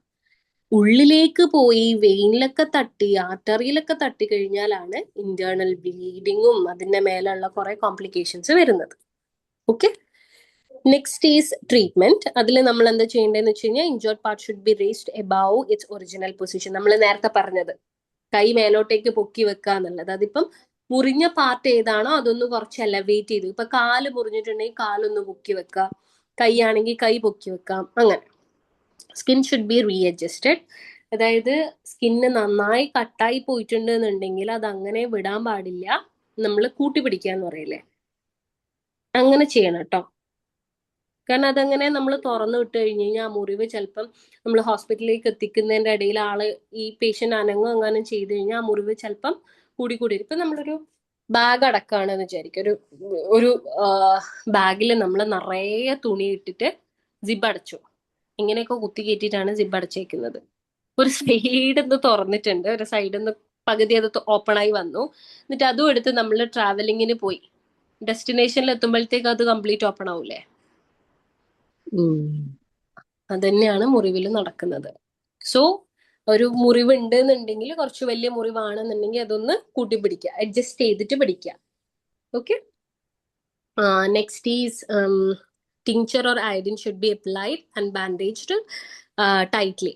അതായത് മഞ്ഞൾപ്പൊടി ഇടാനല്ല പറഞ്ഞത്, ടിങ്ചർ അല്ലെങ്കിൽ അയഡിൻ എന്ന് പറയുന്ന സാധനങ്ങൾ യൂസ് ചെയ്തിട്ട് അത് വൃത്തിയിൽ ക്ലീൻ ചെയ്തിട്ട് അതിനെ എന്ത് ചെയ്യാം, ബാൻഡേജ് ചെയ്യാം. That's what we have to do.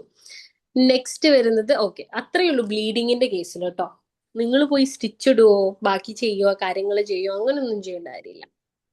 Okay, ആളെടുത്തിട്ട് പെട്ടെന്ന് ഹോസ്പിറ്റലിലേക്ക് കൊണ്ടുപോകാന്നുള്ളതാണ്. കാരണം നമുക്ക് പറയാൻ പറ്റൂല ഇത് എന്ത് ടൈപ്പാണ്, അതായത് ഉള്ളിലുള്ള വെയിൻസിനോ ആർട്ടറിയിലൊക്കെ തട്ടിയിട്ടുണ്ടോ, അതുകൊണ്ടാണോ ബ്ലീഡിങ് എന്നുള്ളതൊന്നും നമുക്ക് പറയാൻ പറ്റൂല. And also one more thing, ചില ആൾക്കാർക്ക് വൈറ്റമിൻ കെ ഭയങ്കര കുറവായിരിക്കും. വൈറ്റമിൻ കെ എന്ന് പറയുന്നത് നമ്മളെ ബ്ലഡിനെ ക്ലോട്ട് ചെയ്യാൻ ഹെൽപ്പ് ചെയ്യുന്ന ഒരു വൈറ്റമിൻ ആണ്. അപ്പൊ അത് കുറവുള്ള ആൾക്കാർക്ക് മുറിവ് വന്നു കഴിഞ്ഞു കഴിഞ്ഞാല് ബ്ലീഡിങ് സ്റ്റോപ്പ് ചെയ്യാൻ ഭയങ്കര പ്രശ്നം, ഭയങ്കര ബുദ്ധിമുട്ടാണ്. അപ്പൊ ആയ ആൾക്ക് ഒരു അത്യാവശ്യം നല്ല മുറിവ് ഉണ്ടായാൽ തന്നെ ഭയങ്കര ബ്ലഡ് ലോസ് വരും. നമുക്ക് എന്ത് ചെയ്തു കഴിഞ്ഞാലും ആ ഒരു ബ്ലഡിനെ സ്റ്റോപ്പ് ചെയ്യാൻ പറ്റില്ല.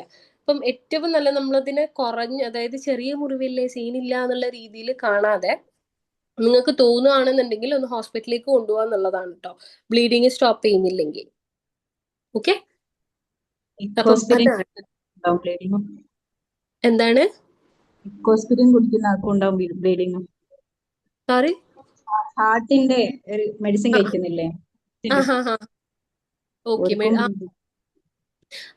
അതായത് ഹാർട്ടിൽ ബ്ലോക്ക് ഒക്കെ വന്ന ആൾക്കാർക്ക് മെഡിസിൻസ് കൊടുക്കുന്നത്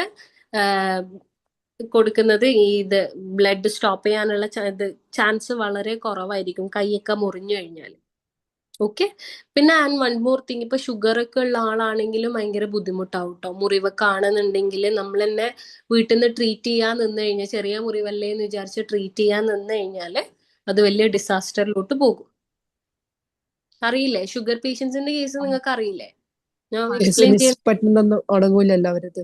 അതെ, പെട്ടെന്ന് ഉണങ്ങില്ല, അവർക്ക് പ്രത്യേക ട്രീറ്റ്മെന്റ് തന്നെ ആവശ്യമാണ്.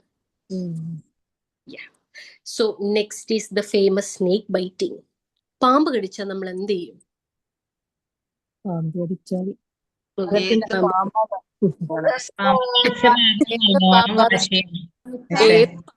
കടിച്ചേ നോക്കണം ആദ്യം അല്ലേ? കടിച്ച ഭാഗം നല്ലോണം വാഷ് ചെയ്തിട്ട് അതിന്റെ താഴ്ഭാഗത്തായിട്ട് നല്ല ടൈറ്റിൽ കെട്ടാൻ അല്ലെ? മേൽഭാഗത്തല്ല കെട്ടണ്ടേ? മേലെയല്ലേ? സോറി, സോ ഓക്കെ, അപ്പോ പാമ്പ് അടിച്ചു കഴിഞ്ഞാൽ നമ്മൾ ഇതാണ് ചെയ്യേണ്ടത്. മറ്റേ കടിച്ച പാമ്പിനെ കൊണ്ട് തന്നെ വിഷം ഇറക്കിക്കാന്നൊക്കെ പറയുന്ന പോലെ അതിനെ കൊണ്ട് പിടിച്ചോണ്ട് തന്നോ?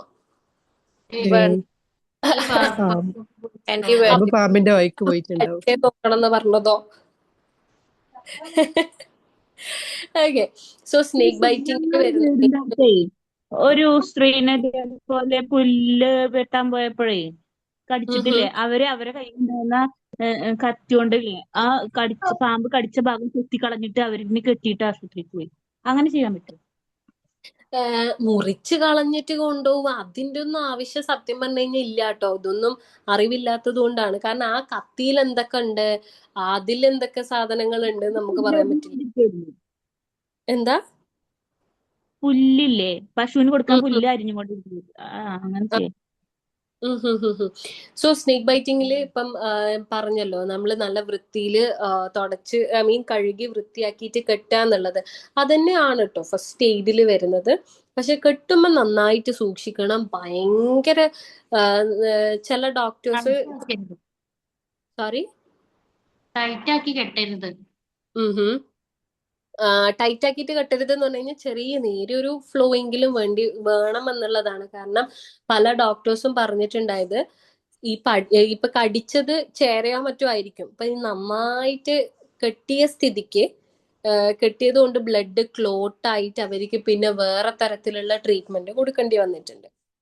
അപ്പൊ നമ്മള് ഫസ്റ്റ് എയ്ഡ് കൊടുക്കുമ്പോൾ സൂക്ഷിക്കുക, ടൈറ്റ് ആയിട്ട് കെട്ടണം, പക്ഷെ എന്നാലും ഒരു ബ്ലഡ് ഫ്ലോ ഉണ്ടാവണം. Okay, so most of the snakes are not poisonous. Even their bites bring out the death or account of the shock. It is very necessary. The first aid. Okay, അതായത് കുറേ snakes ഉണ്ട്, പലതരത്തിലുള്ള snakes ഉണ്ട്. ചിലപ്പം poisonous ആവാം, ചിലപ്പം നമ്മുടെ ചേര പോലത്തെ. നിങ്ങളുടെ നാട്ടിൽ എന്താ പറയാ, ചേര തന്നെയല്ലേ പറയാ? അല്ലേ? എല്ലാവരും അതന്നെയല്ലേ? അതൊക്കെയാണെന്നുണ്ടെങ്കിൽ പ്രശ്നമില്ല. വിഷമൊന്നും നമ്മളെ ബോഡിയിലേക്ക് കയറില്ല. പക്ഷെ എന്നാലും ഒരു പാമ്പ് കടിച്ചു എന്ന് പറയുന്നത് ഒരു വല്ലാത്ത ഷോക്കാണ്. അതിനെ അതെ അതിൻ്റെതായ രീതിയിൽ തന്നെ ട്രീറ്റ് ചെയ്യണം. നമുക്ക് ചിലപ്പോൾ പേടിച്ച് ചിലപ്പോൾ ഹാർട്ട് അറ്റാക്ക് വന്ന് നമ്മൾ മരിച്ചു.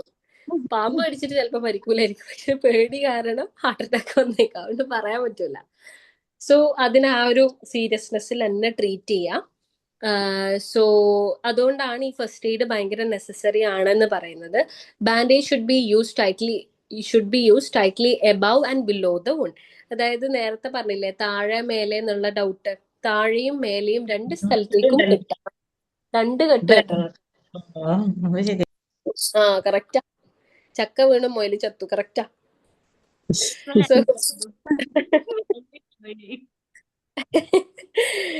Next is the wound must be enlarged with clean and ഞാൻ sharp. വിചാരിച്ചാലും ഞാൻ മാറി പറഞ്ഞു പോയതാ. പക്ഷെ ഞാൻ വിചാരിച്ചത് മുകളിൽ മാത്രം ഇങ്ങനെ വിഷം മേലേക്ക് കയറി പോകരുതല്ലോ. അല്ല, മുകളിലും താഴെയും. പിന്നെ നേരത്തെ പുല്ല് പറിക്കാൻ പോയ ലേഡി അവിടെ മുറിച്ച് കളഞ്ഞു എന്ന് പറഞ്ഞില്ലേ, അതിൻ്റെതാണ് കേട്ടോ ഈ പറയുന്നത്. ആ ഒരു മുറിവിനെ നമ്മളൊന്ന് എൻലാർജ് ചെയ്തിട്ട് ആ ഭാഗത്തുള്ള ബ്ലഡിനെ ഒഴുക്കി കളയണം എന്നാണ് ഇതിൽ പറയുന്നത്. പക്ഷെ കയ്യിൽ കിട്ടിയ സാധനം എടുത്ത് തോണ്ടാൻ നിൽക്കരുത്. കുറച്ച് വൃത്തിയുള്ള സാധനം വെച്ച് വേണം ചെയ്യാൻ, അല്ലെങ്കിൽ അത് ഇൻഫെക്റ്റഡ് ആയി കാല് വരെ മുറിച്ചു കളയേണ്ടി വരും. സോ അതാണ് പറഞ്ഞത്, wound must be enlarged with a clean and sharp edged knife. This help the poison blood to flow out and the patient should not be allowed to sleep. ഇവരെ ഉറക്കാൻ പാടില്ല, അതായത് പാമ്പ് അടിച്ച ആളെ ഉറങ്ങാൻ സമ്മതിക്കരുത്. ഓക്കെ. സോ മിസ് നെക്സ്റ്റ് അങ്ങനെ അവർ ഉറങ്ങിയാല് അതെ ഉറങ്ങിയാല് പെട്ടെന്ന് ഡൈ ആവുന്നതാണോ? ഉറങ്ങിക്കഴിഞ്ഞു കഴിഞ്ഞാൽ നടക്കുന്നത് ബ്ലഡ് ഫ്ലോ കൂടും. നമ്മൾ ആ ബോധമില്ല, അതായത് ഉറക്കത്തിൽ ബ്ലഡ് ഫ്ലോ കൂടാനുള്ള ചാൻസ് ഉണ്ട്. അപ്പൊ പെട്ടെന്ന് ഈ ഒരു പോയിസൺ ഒക്കെ ആണെങ്കിൽ അത് ബ്രെയിനിലേക്ക് എത്താനുള്ള ചാൻസ് കൂടുതലാണ്. ഉം. Next is drowning. ഡ്രോണിങ് എന്ന് പറഞ്ഞാൽ എന്താ? മുങ്ങുന്നതല്ല, വെരി ഗുഡ്. വെള്ളത്തിൽ മുങ്ങിയാൽ നമ്മൾ നീന്തൽ അറിയില്ലെങ്കിൽ നിങ്ങൾ എന്താ ചെയ്യാ? മുങ്ങിപ്പോവും. ഇതെല്ലാം വെള്ളം കുടിച്ച് മുങ്ങിപ്പോവും. നമ്മൾ ഒരാള് മുങ്ങുന്ന കണ്ട് നമുക്ക് നീന്തൽ അറിയില്ല, അപ്പൊ എന്ത് ചെയ്യും? മുങ്ങാൻ പോകരുത്. ആ അതാണ് ഫസ്റ്റ് ലെസൺ. വലിയ ശക്തിവാന് മറ്റേ സൂപ്പർ വുമൺ എല്ലാം ആയിട്ട് നീന്താൻ അറിയാണ്ട് വെള്ളത്തിലേക്ക് എടുത്ത് ചാടിയ ഈ വരുന്ന ആൾക്കാര് അയാളെ രക്ഷിക്കുന്നതിന് പകരം നമ്മളെ രക്ഷിക്കേണ്ടി വരും. അപ്പൊ അയാള് മരിക്കുന്ന ചാൻസ് വീണ്ടും നമ്മൾ കൂട്ടിക്കൊടുക്കുകയാണ് ചെയ്യുന്നത്.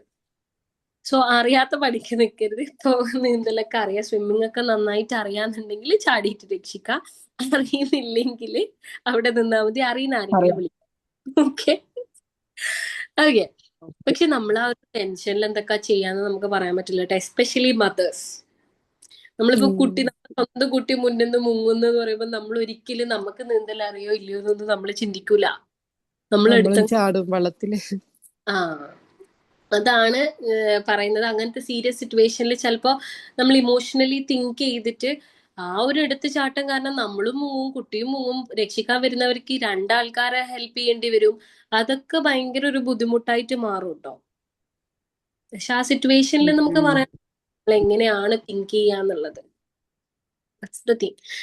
So in such case, the following steps are to be taken. First, the drawn person face should be downward and feet should be raised.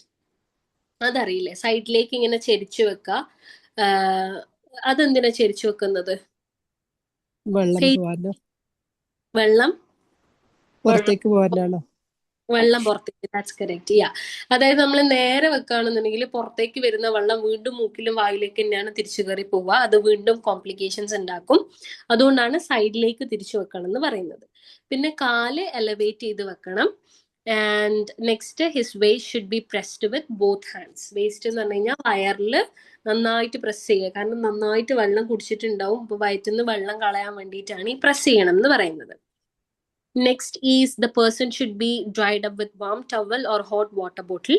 നന്നായിട്ട് വൃത്തിയിൽ തുടച്ചു കൊടുക്കുക. ആൻഡ് ഓൾസോ കുറച്ച് ചൂട് കൊടുക്കുക, നമ്മുടെ കാലും കൈയൊക്കെ തണുപ്പിക്കുന്ന സംഭവം. Next, hot liquid should be given and wet cloth should be removed and it should be loosen. അതായത് നമ്മൾ ഈ നനഞ്ഞ സാധനങ്ങൾ ഒഴിവാക്കിയിട്ട് കുറച്ച് ചൂടുള്ള ബ്ലാങ്കറ്റ് കൊണ്ടോ അങ്ങനെ എന്തെങ്കിലും വെച്ച് കവർ ചെയ്ത് കൊടുക്കുക. That's what we have to do. അതില് മെയിനായിട്ട് നിങ്ങൾ ചെയ്യാനൊന്നുമില്ല. കൃത്രിമ ശ്വാസമൊക്കെ കൊടുക്കുന്നത് അറിയെങ്കിൽ കൊടുക്കാറ്റോ. അറിയില്ലെങ്കിൽ ചെയ്യാൻ നിൽക്കരുത്. അതറിയില്ലേ, മൂക്ക് വെച്ചിട്ടുള്ള ഒരു സംഭവം ഉണ്ട്. അതും ഒന്ന് നോക്കി പഠിക്കുന്നത് നല്ലതാണ്. എസ്പെഷ്യലി നമ്മളെ കുട്ടികളുടെ കേസിലൊക്കെ അറ്റ്ലീസ്റ്റ് ഒരു പ്രാവശ്യമെങ്കിലും മുങ്ങിപ്പോയ ആൾക്കാരായിരിക്കും ഇവിടെ ഉണ്ടാവുക. ചിലപ്പോ അത് കണ്ടിട്ടുണ്ടാവാം. അപ്പൊ ഇതെന്തായാലും അറിഞ്ഞിരിക്കുന്നത് നല്ലതാണ്, ഇതെങ്ങനെയാണ് കൊടുക്കുക എന്നുള്ളത്. Okay okay miss. ഓക്കെ. അപ്പൊ ഇതിലെന്തെങ്കിലും ഡൗട്ട് ഉണ്ടോ? Do you have any doubts? No മാം.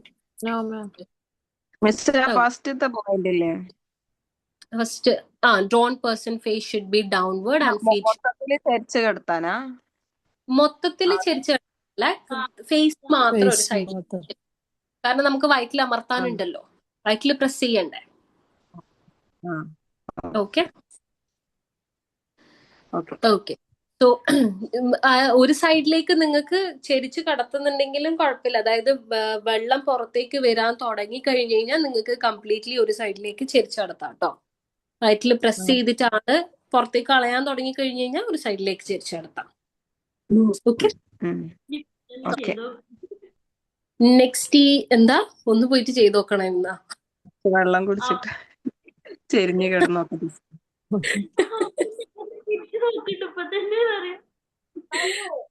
അങ്ങനെ ചെയ്യല്ലേ. ഓക്കെ. സോ ബേൺസ് ആൻഡ് സ്കാൽസ്, അതായത് പൊള്ളലും തൊലിപോക്കും അങ്ങനെ, അതായത് ഫയർ വെച്ചിട്ട് എന്തെങ്കിലും ഇൻസിഡന്റ് ഉണ്ടായി കഴിഞ്ഞാലാണ് ഉള്ള എന്തൊക്കെയാണ്, അതാണ് നമ്മൾ നെക്സ്റ്റ് പഠിക്കാൻ പോകുന്നത്. A person may get burns by fire, a piece of metal, or by current. Sometimes the burn is caused by boiled water, milk, etc. Then it is called scars. അതായത് burn എന്ന് പറഞ്ഞു കഴിഞ്ഞാൽ skin കരിഞ്ഞു പോകുന്ന ഒരു അവസ്ഥ. Okay, നമ്മൾ bubbles ആവുന്നതാണ് സ്കാൽസ് എന്ന് പറയുന്നത്. ഓക്കെ, ഫയറിലൊക്കെ പെട്ട് കഴിഞ്ഞാല് അല്ലെങ്കിൽ ഷോക്ക് അടിച്ചു കഴിഞ്ഞാൽ അപ്പോഴാണ് ബേൺസ് ഉണ്ടാവുക. സ്കിന്ന് നമ്മുടെ എന്താണ് മസിലും കറക്റ്റ് ആയിട്ട് അങ്ങ് കരിഞ്ഞു പോകുന്ന ഒരു അവസ്ഥ. ഓക്കെ, മറ്റേതെന്ന് പറയുന്നത് നമ്മുടെ സ്കിന്നിന്റെ ഏറ്റവും പുറത്തെ ഒരു ലെയറിന് മാത്രം കുറച്ച് പ്രശ്നം പറ്റുന്നതാണ് സ്കാൽസ് എന്ന് പറയുന്നത്. ഇതൊക്കെ കേൾക്കുന്നുണ്ടാവുമല്ലോ ചുറ്റുള്ള ആൾക്കാര്, ഇതെന്തൊക്കെയാണ് ഇവർ ഈ പഠിക്കുന്നത്.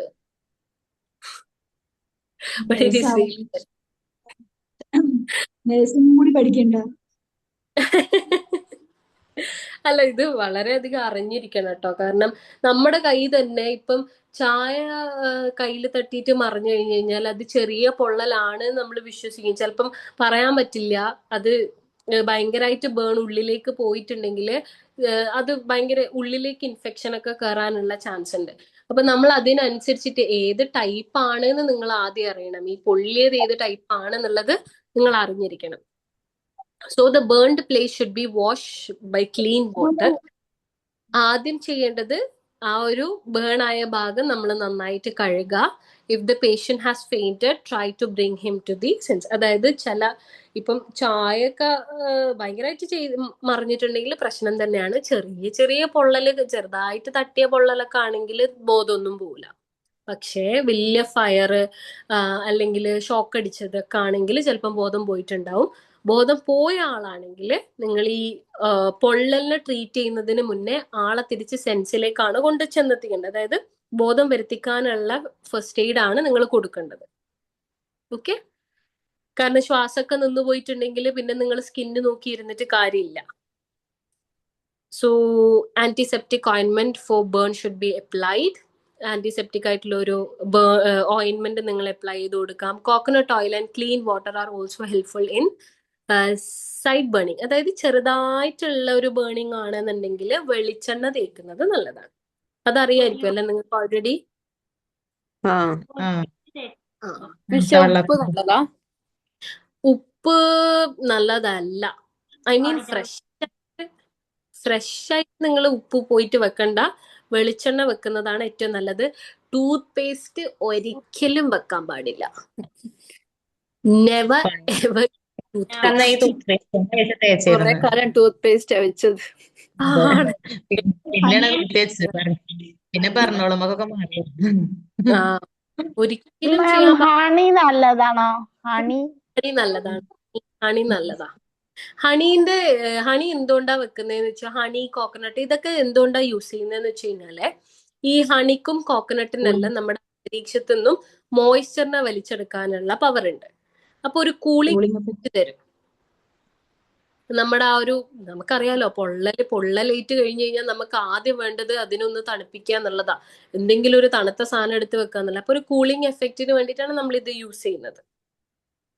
ഓക്കെ, ഉപ്പൊന്നും കൊണ്ടുപോയി വെക്കാതിരിക്കുന്നതാണ് നല്ലത്. ആൻഡ് ഓൾസോ ഈ പേസ്റ്റ് വെക്കുന്നതിന്റെ ഇതെന്താന്ന് വെച്ച് കഴിഞ്ഞാൽ പേസ്റ്റില് നമ്മൾ അധിക പേസ്റ്റിലും മിന്റ് ഉണ്ടാവും. അപ്പൊ മിന്റ് എന്ന് പറയുന്നത് ഒരു ചെറിയ കൂളിംഗ് എഫക്റ്റ് തരും. അതിനാണ് നമ്മൾ ഈ പേസ്റ്റ് വെക്കുന്നത്. പക്ഷെ അതിലും വലിയ കെമിക്കൽസ് അതിനകത്ത് ഉണ്ട്. ഇത് നമ്മളെ ബ്ലഡിൽ ഇതിലൊക്കെ കയറി കഴിഞ്ഞാൽ ഭയങ്കര ബുദ്ധിമുട്ടാണ്. അതുകൊണ്ടാണ് പേസ്റ്റ് കൊണ്ടുപോയി വെക്കരുത് എന്ന് പറയുന്നത്. Next is if the burn is serious medical care is to be given. ഭയങ്കരമായിട്ടുള്ള സീരിയസ് ആയിട്ടുള്ള ബേൺ ആണെന്നുണ്ടെങ്കിൽ നിങ്ങൾ അപ്പം തന്നെ അടുത്ത് കൊണ്ടുപോവാം. കാരണം നിങ്ങൾ ഇതുവരെ കണ്ടിട്ടുണ്ടോ എന്നറിയില്ല, ഏതെങ്കിലും ഭയങ്കര സിവിയർ ആയിട്ട് പൊള്ളിയ ആളെ കണ്ടിട്ടുണ്ടോ? മിസ്സേ കണ്ടിട്ടുണ്ട്. ഉണ്ടോ? House it? ഞാൻ പറയും ഇത്രയും നമുക്ക് ഡിസ്കസ് ചെയ്തതില് നമുക്ക് ഫസ്റ്റ് എയ്ഡ് കൊടുക്കാൻ ഏറ്റവും കൂടുതൽ എന്താ പറയാ നമ്മളെ മൈൻഡ് വർക്ക് ആവാതിരിക്കുക ഈ ബേണിന്റെ കേസിലാണ്. കാരണം അത്രയും ബേൺ ആയിട്ടുണ്ടെങ്കിൽ it will be literally like a piece of meat. നമ്മൾ മനുഷ്യന്മാരെന്ന് പറയുന്നത് മീറ്റ് പോലെ ഉണ്ടാവാം. ചിലപ്പം നമ്മൾ ഭയങ്കര ബേണായ ഒരാളെ കാണാൻ ഓക്കെ ആയിരിക്കും, സ്കിന്നൊക്കെ അതിൽ തന്നെ ഉണ്ടാവും. പക്ഷെ നമ്മൾ പോയിട്ട് എടുക്കുന്ന സമയത്ത് ചിലപ്പോൾ അവരുടെ സ്കിന്ന് നമ്മുടെ കയ്യിലൊക്കെ ഉണ്ടാവും. അത്രയും സിവിയർ ആയിട്ട് ഒരു ചുരുങ്ങിപ്പോയ പോലെ ഉണ്ടാവല്ലോ. ആ യെസ് അവരുടെ ഡ്രസ്സിലൊക്കെ ചിലപ്പോൾ അവരുടെ സ്കിൻ ഉണ്ടാവും. അതാണ് ഞാൻ പറഞ്ഞത്, ഈ ഒരു ബേൺ എന്ന് പറയുന്നത് ഭയങ്കര എക്സ്ട്രീം ആയിട്ടുള്ള ഒരു ഇതാ. ഇപ്പോൾ സീരിയസ് ആയിട്ട് ഉള്ള ഒരു ഇഞ്ചുറി ആണെന്നുണ്ടെങ്കിൽ അധികം വെയിറ്റ് ചെയ്യാനോ നമ്മൾ ചെയ്യാനോ നിൽക്കണ്ട. നമുക്ക് ഭയങ്കര ട്രോമ ആയിരിക്കും. എടുത്തിട്ട് ഹോസ്പിറ്റലിലേക്ക് കൊണ്ടുപോകും. മാക്സിമം എവിടെയും തട്ടിക്കാതെ ഹോസ്പിറ്റലിലേക്ക് കൊണ്ടുപോകാന്നുള്ളതാണ്. നമ്മളൊന്ന് ആലോചിച്ചാൽ മതി, എന്തൊക്കെ പറഞ്ഞാലും മനുഷ്യന്മാരാണ് അങ്ങനെ ചെയ്യുന്നുണ്ട് ഇങ്ങനെ ചെയ്യുന്നുണ്ട്. We are just piece of meat, right? ഒരു ഇറച്ചി കഷ്ണം മാത്രമാണ് നമ്മളും. ഇപ്പൊ നല്ല തീയൊക്കെ തട്ടി കഴിഞ്ഞു കഴിഞ്ഞാൽ നമ്മളെ അവസ്ഥയും നമ്മൾ കുക്ക് ചെയ്യുന്ന മീറ്റ് പോലെ തന്നെയാ. സോ ആ ഒരു സംഭവമാണ് ബേണിന്റെ കേസിൽ. Do you have any doubts? മുറിവില്ലേ, മുറിവ് ഉച്ച സമയത്തെല്ലാം മുറിവ് വന്നാല് ബ്ലഡ് കൂടുതലായിട്ട് പോകുന്ന കറക്റ്റാ? സോറി, ഉച്ച സമയത്തെല്ലാം മുറിവ് വന്നാല് ബ്ലഡ് കൂടുതലായിട്ട് പോകുമെന്ന് പറയുന്നത് കറക്റ്റാ? That is correct. അതെന്തുകൊണ്ടാന്ന് വെച്ച് കഴിഞ്ഞാല് അത് പ്യോർ സയൻസ് ആണ് കേട്ടോ. കാരണം ഈ ഉച്ച സമയത്ത് മറ്റേ ഭൂമി ഇങ്ങനെ കറങ്ങി വന്നിട്ട് ഓരോരോ പെർട്ടിക്കുലർ പൊസിഷനിൽ എത്തുന്ന സമയത്ത് ഗ്രാവിറ്റേഷണൽ ഫോഴ്സിൽ ഡിഫറൻസ് ഉണ്ടാവും. ഗ്രാവിറ്റേഷണൽ ഫോഴ്സ് അറിയില്ലേ, എന്താണ് ഭൂഗുരുത്വാകർഷണ ബലം, അതിന് ഡിഫറൻസ് ഉണ്ടാവും. ഒരു ഉച്ച സമയത്ത് എന്ന് പറയുമ്പോൾ അത് ഭയങ്കര കൂടുതലായിരിക്കും. അതുകൊണ്ടാണ് ആ സമയത്ത് നമുക്ക് മുറിവ് പറ്റി കഴിഞ്ഞാല് ബ്ലഡിന് ഇങ്ങനെ താഴോട്ടേക്ക് ഭൂമി ഇങ്ങനെ ആ ഒരു ഫോഴ്സ് കൂടുതലായതുകൊണ്ട് ബ്ലഡ് നല്ലോണം പുറത്തേക്ക് വരും. അതുകൊണ്ടാണ് ആ സമയത്ത് എന്താണ് ബ്ലീഡിങ് കൂടുതലായിരിക്കും എന്ന് പറയുന്നത്. That is correct. ഓക്കെ. അപ്പൊ ഇതാണ് നമ്മുടെ ഫസ്റ്റ് എയ്ഡിൽ വരുന്നത്. ഇത്രയും കാര്യങ്ങളാണ് മെയിൻ ആയിട്ട് വരുന്നത്. If the first aider should be careful deciding the nature of the temporary treatment to be administered to the patient. He or she should have more essential qualities such as sympathy, gentleness, power of observation, resourcefulness, alertness, etc. He or she should be very prompt and quick to render help to victims. അതായത് ഒരു first എയ്ഡറിന് വേണ്ടുന്ന ഗുണങ്ങളാണ് പറഞ്ഞത്. അതായത് നന്നായിട്ട് observe ചെയ്യണം, ഇത് എന്ത് ടൈപ്പ് ഓഫ് ഇഞ്ചുറിയാണ്. എല്ലാ സമയത്തും നമുക്ക് മനസ്സിലാവണം എന്നില്ല ഇത് എങ്ങനെ പറ്റി അല്ലെങ്കിൽ ഇത് എന്തുകൊണ്ട് ഉണ്ടായി എന്നുള്ളത് നമുക്ക് പറയാൻ പറ്റില്ല. അപ്പം കൃത്യമായിട്ട് നമ്മൾ ഒബ്സർവ് ചെയ്യുക, ഇത് എങ്ങനെ വന്ന മുറിവാണ്, അതിന് നമുക്ക് എന്തൊക്കെയാണ് കൊടുക്കേണ്ടത്, എന്തൊക്കെ സാധനങ്ങൾ നമ്മളെ കയ്യിലുണ്ട്, ഇതൊക്കെ നമ്മൾ ചെക്ക് ചെയ്യണം. ആൻഡ് ഓൾസോ ധൈര്യം, ദാറ്റ് ഈസ് ഓൾസോ ഇമ്പോർട്ടൻറ്റ്. പിന്നെ ഓടിപ്പോയി വേറെ നമുക്കൊരു ഹെൽപ്പ് വേണം എന്നുണ്ടെങ്കിൽ ഓടിപ്പോയി വിളിക്കാനുള്ള എന്താ പറയാ ഹെൽത്ത് നമുക്ക് ഉണ്ടാവണം. ഓടിപ്പോയി വിളിക്കാനുള്ള ഹെൽത്ത് ഉണ്ടാവണേ. കാരണം ചിലപ്പോൾ നമ്മൾ ഒറ്റപ്പെട്ട പ്രദേശങ്ങളിലെല്ലാം ആയിരിക്കും, കുറേ നേരം നമ്മൾ ഓടേണ്ടിയൊക്കെ വരും. അപ്പൊ നമ്മൾ ഫിസിക്കലി ഫിറ്റ് ആവണം. That's what it meant. Okay. First തന്നെ ഒരു മറ്റേ ആംബുലൻസിനെ വിളിക്കണം എന്ന് പറയല്ലേ അല്ലേ? ആ യെസ്, അതാണ് ഏറ്റവും നല്ലത്. കാരണം നമുക്ക് പറയാൻ പറ്റില്ല ഇത് കുറച്ച് ഡീപ്പർ ലെവലിലേക്ക് പോയിട്ടുണ്ടോ ഇല്ലയോ. നമ്മളൊന്നും മെഡിസിൻസ് പഠിച്ച ആൾക്കാരല്ലല്ലോ. സോ എപ്പോഴും ഒരാളെ, പിന്നെ നമുക്ക് ഇത് ഇനിയിപ്പോ ചിലപ്പോൾ പുറത്തുനിന്ന് കാണുമ്പോൾ ഓക്കെ ആയിരിക്കും, അതിനടുത്തെത്തുമ്പോഴായിരിക്കും മനസ്സിലായത് ഇത് ഭയങ്കര എക്സ്ട്രീം ആണ്. അപ്പൊ ചിലപ്പോൾ നമുക്ക് തലകറങ്ങും. നമ്മളൊരു ബാക്കപ്പ് വിളിച്ചിട്ടില്ല എന്നുണ്ടെങ്കിൽ നമ്മളെ രണ്ടാളെയും നോക്കാൻ കുറേ ആൾക്കാർ ചിലപ്പോൾ കണ്ടുവരാൻ കുറേ ടൈം എടുക്കും. അപ്പൊ എപ്പോഴും ഒരു ബാക്കപ്പിനെ വിളിച്ചിട്ട് ഫസ്റ്റ് എയ്ഡ് കൊടുക്കാം. Okay. Okay miss. Okay. So next വരുന്നത് ഇമ്മ്യൂണൈസേഷൻ ആണ്. ഇമ്മ്യൂണൈസേഷൻ എന്ന് പറയുമ്പോൾ അറിയാലോ, വാക്സിൻസിന്റെ കേസാണ് കേട്ടോ. ഇത് ഓൾമോസ്റ്റ് എല്ലാ മദേഴ്സിനും അറിയുന്നുണ്ടാവും. ഓരോ മന്തിലും നമ്മളെ കുട്ടിക്ക് ഓരോ മന്തിലും ഓരോരോ വാക്സിനായിട്ട് എടുത്തിട്ടില്ലേ? ഉറക്കമില്ലാത്ത രാത്രി പനി വരും. ആ, ഒരാവശ്യമില്ലാത്ത എന്താണ് മറക്കാൻ കഴിയാത്തത്. അതെ, ഒരു കുഴപ്പമില്ലാത്ത കുട്ടീനെ പിടിച്ച് 2 ഇഞ്ചക്ഷനും വെച്ച് പനിയും ഉണ്ടാക്കി അതിന്റെ കുറെ അതാണ് ഇമ്മ്യൂണൈസേഷനിൽ വരുന്നത്. But we don't have enough time for this today.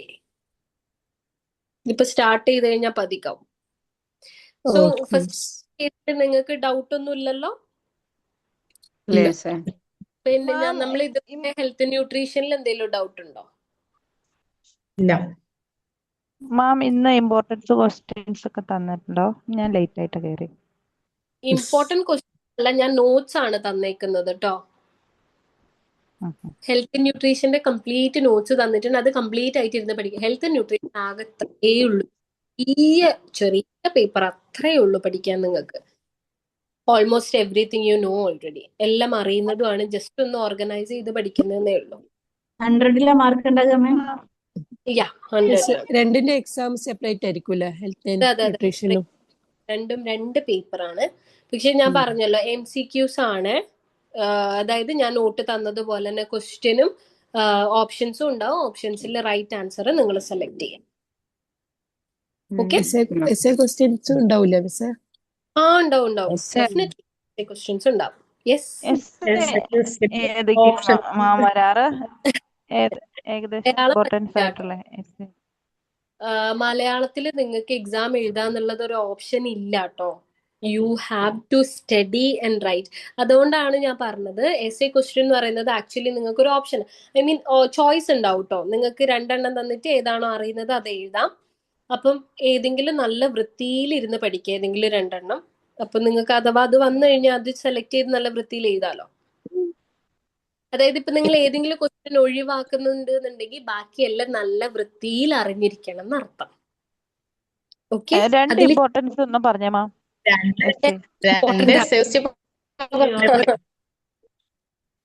അത്രേ ഞാൻ എസ്എ തന്നിട്ടുള്ളൂ.